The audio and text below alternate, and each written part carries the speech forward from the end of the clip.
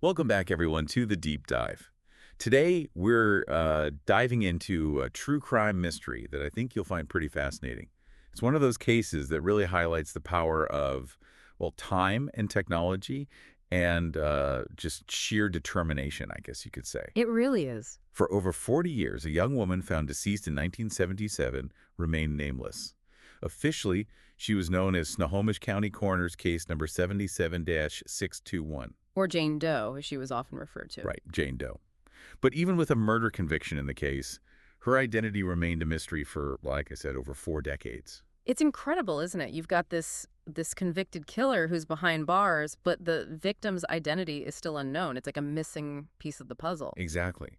So how did they finally solve this case? I mean, what finally brought Jane Doe home after all those years? It's amazing how far forensic science has come, honestly. The key to unlocking her identity was, well, advancements in DNA analysis and genealogy, specifically a field called forensic genealogy, which I'm sure we'll get into a bit later. It's really revolutionized the way we approach these kinds of cold cases. It's mind-blowing, really, the idea that you can use people's ancestry searches to solve crimes. Right. It's like something out of a TV show. It is. Okay, so let's rewind the clock back to 1977. Set the scene for us. What happened? It's August 14th, 1977. A group of people are out picking blackberries near a road in Everett, Washington. And tragically, they stumble upon a body.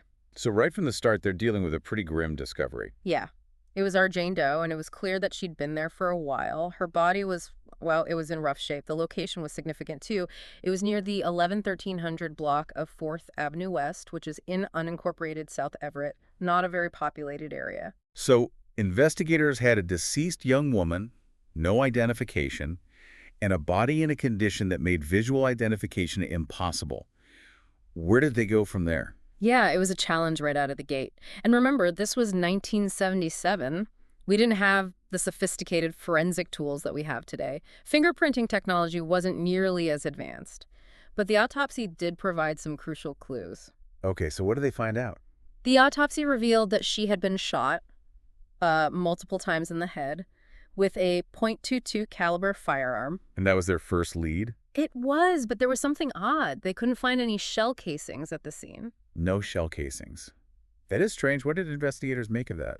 Well, there were a few theories. It could have meant that the crime scene wasn't where she was found. Maybe she was killed somewhere else and her body was moved. Ah, so the killer was trying to cover their tracks. Exactly. Or another possibility was that the killer was extremely meticulous and collected the casings to avoid leaving evidence behind. Makes you wonder what kind of person we're dealing with here. Right. Either way, it was definitely a red flag for the investigators. It definitely added another layer of complexity to the case. This wasn't just a random act of violence. So we've got a Jane Doe, a brutal murder, and a potentially very careful killer. What happened next? Did the case go cold? It did for a little while, but then a few months later, there was a break in the case. Oh, what happened? Well, a man named David Roth confessed to a friend that he had killed a hitchhiker in Everett. His friend, thankfully, reported it to the police. Okay, so that's a pretty big red flag right there. Did they think this hitchhiker could be their Jane Doe? Well, when they searched Roth's car, they found a .22 caliber rifle, ammunition, and even bungee cords. Chilling. Did they immediately connect him to Jane Doe? It took a bit of time to connect the dots. They had to run ballistics tests to confirm that the rifle found in Roth's car matched the bullets that killed Jane Doe. And it was a match. He was arrested in January 1979, and after being questioned by the police, he confessed to killing her. So, case closed. They had their killer. Justice was served. You'd think so, right? But there was a catch. Oh, what do you mean? Roth admitted to picking up Jane Doe while she was hitchhiking and killing her after she rejected his advances. But he claimed that she never told him her name.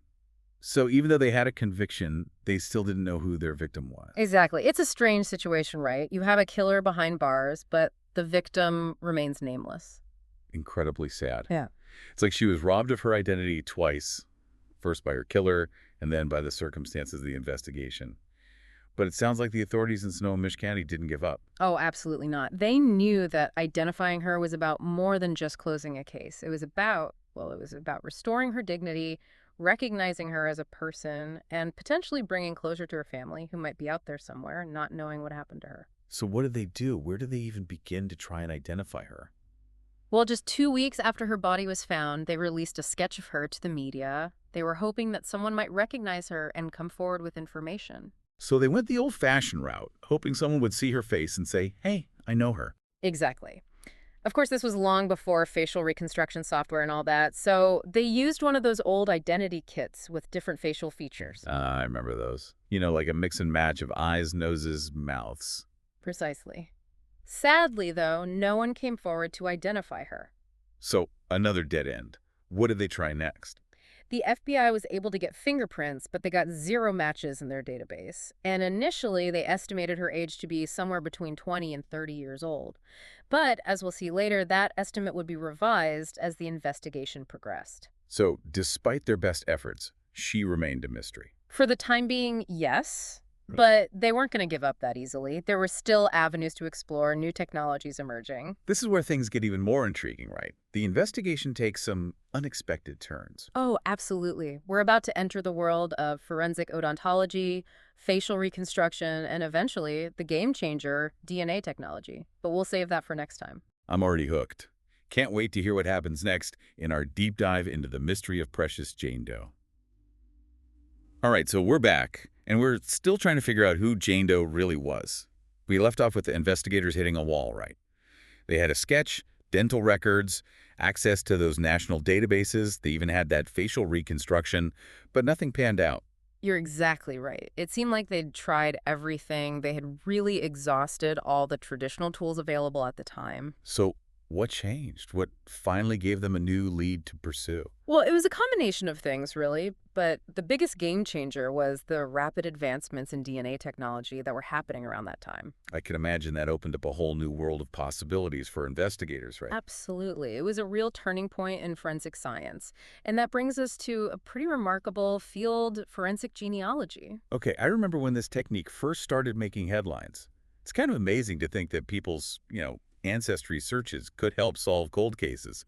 Can you break it down for us? How does it actually work? Sure. Well, it all starts with those DNA kits, the ones people use to trace their family trees.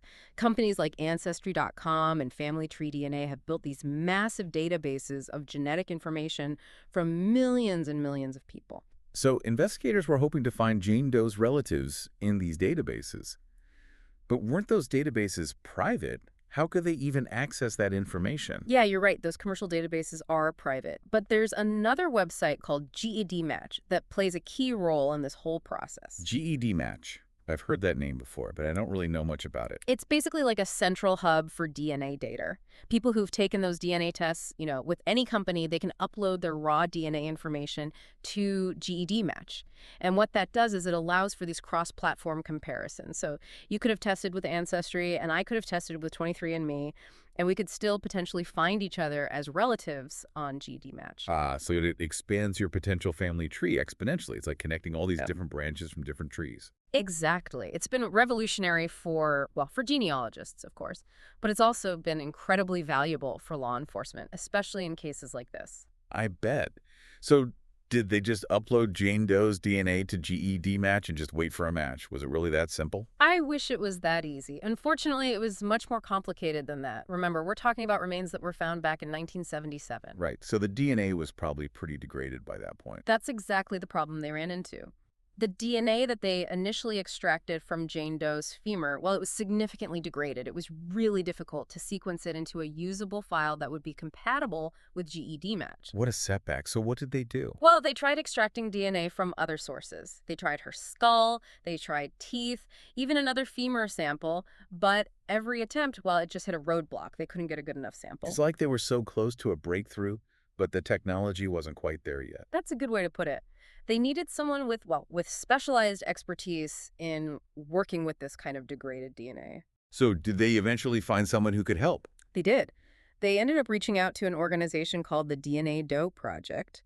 They're a group of volunteer genetic genealogists who specialize in, solving unidentified persons cases using, forensic genealogy.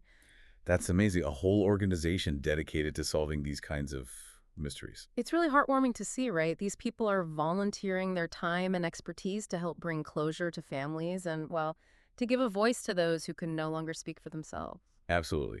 So What did the DNA Doe project do differently? How were they able to overcome those DNA challenges? Well, they had a lot of experience working with really degraded DNA samples, Hmm. and it was a long and tedious process, a lot of trial and error. I think they tried just about every technique imaginable to get a usable DNA profile. It took them almost a year to finally get a file that they could upload to GED Match. A whole year. Wow. That really shows their dedication. Definitely. And it's a good reminder that these things take time. Sometimes you have to be patient and persistent. So after a year of work, they finally have the DNA file. What happens next? Do they get a match on GED Match? Well, once the profile's uploaded to GED Match, it's time for the genetic genealogist to get to work. And in this case, they were incredibly lucky to have, well, some of the best in the field working on the case. Who are we talking about here? Dr. Barbara Ray-Venter and her team at Firebird Forensics. Wait a minute, Dr. Ray Venter. Isn't she the one who helped crack the Golden State Killer case? That's her. She's a pioneer in forensic genealogy. Wow, so they had the A-team on this case. Exactly. They brought their A game to this, and it was a long and complicated process. It's not like those TV shows where they get an instant DNA match and boom, case solved. Right. It's a lot more complicated than that. It takes a lot of time, a lot of research. They spent 2 years building family trees, chasing down leads, just painstakingly piecing together clues from those GED match results. It was a long shot, but they were determined to give Precious Jane Doe, as Detective Scharf had nicknamed her, back her name. It's amazing to me that they never gave up. 2 years of poring over DNA matches and family trees. I mean, that's incredible. But it Wow. sounds like their persistence paid off, right? Did they eventually find a match? They did. By June of 2020, they had narrowed down the search to Jane Doe's likely parents. But there was a problem. All of their known children were accounted for. There was no missing daughter that matched Jane Doe's age or description. So close, yet so far. What did they do then? Well, they had to dig a little deeper, and that's when they discovered a single reference to an Elizabeth Marie Elder on a genealogy website called genealogy.com. Elizabeth Marie Elder. Could this be their Jane Doe?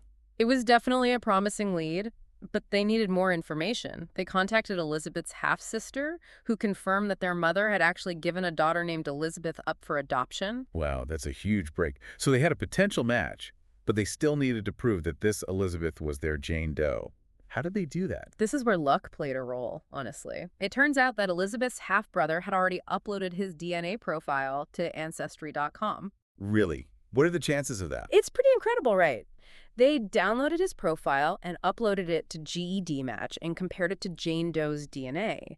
And the results confirmed that they were, in fact, half-siblings. That's amazing. After all those years of dead ends, they finally had a name for Precious Jane Doe.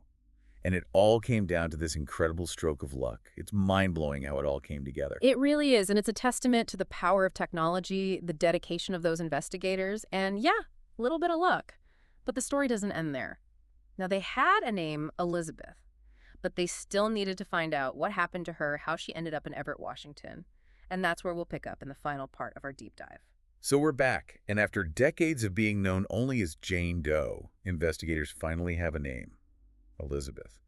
It must have been an incredible moment for everyone involved in the case. Absolutely. After all those years of dead ends, they finally had a real person, a story to uncover. It was a huge turning point in the investigation. They had Elizabeth's name, but they still needed to find out what happened to her, how she ended up in Everett, Washington. Where did they even begin? Well, they knew she had been adopted, so the first step was to track down her adoptive family. They needed to learn more about her life, her journey. Did they have any luck finding her family? They reached out to the Oregon Center for Health Statistics to get more information about Elizabeth's adoptive parents, and after a week of waiting, they got a response. Sadly, they learned that Elizabeth's adoptive mother had passed away. Oh, that's heartbreaking. So close to connecting with her, but she was already gone. It was, but there was still a chance to learn more about Elizabeth from her adoptive father, who, thankfully, was still alive. Imagine getting that phone call. I mean, after all these years, to suddenly find out that the daughter you thought had run away was actually, well, the victim in a murder investigation. It must have been an incredible shock. When investigators spoke to him, he was understandably overwhelmed. He had no idea that they had been searching for Elizabeth all this time. So what did he tell them? He shared that Elizabeth had been renamed Elizabeth Ann Roberts after her adoption, but she went by Lisa. She was a junior at Roseburg High School in Oregon when she ran away from home. It was July 25th, 1977, after an argument with her parents.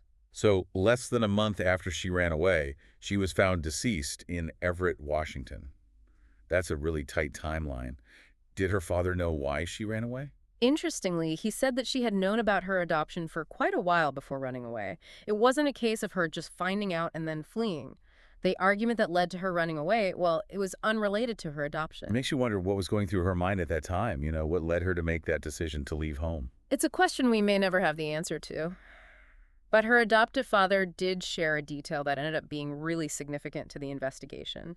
He told them that Lisa was a talented flute player, but sometime before she ran away, she had this unfortunate incident at school. Oh, what happened? Another student accidentally hit her flute. Oh no. Was she hurt? It broke the flute, but more importantly, it also broke Lisa's front teeth, which of course required dental work to fix. Wait a minute, I'm putting the pieces together here. Remember how Dr. Bell, the forensic odontologist, had noted those repaired front teeth during his examination of Jane Doe's remains? Exactly. It was another piece of the puzzle falling into place. This seemingly small detail from Lisa's life ended up being crucial in confirming her identity.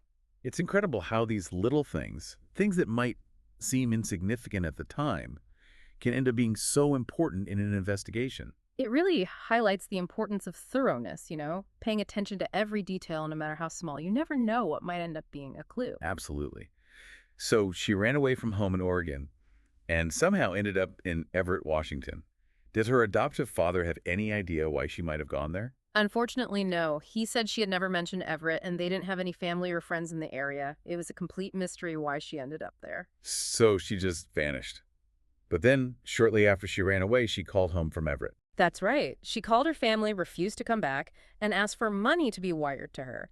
But she never actually picked up the money. Wow. That must have been so frustrating for her family, so worrying. And then nothing. No more contact. It's heartbreaking to think about. Her family never heard from her again, and they spent years wondering what happened to her, not knowing the truth. But now, after decades of mystery and unanswered questions, they finally had those answers. They knew who she was, where she came from, what led to those final tragic days of her life. It's a bittersweet resolution, for sure. There's a sense of relief in finally knowing what happened, but it doesn't erase the sadness of her loss.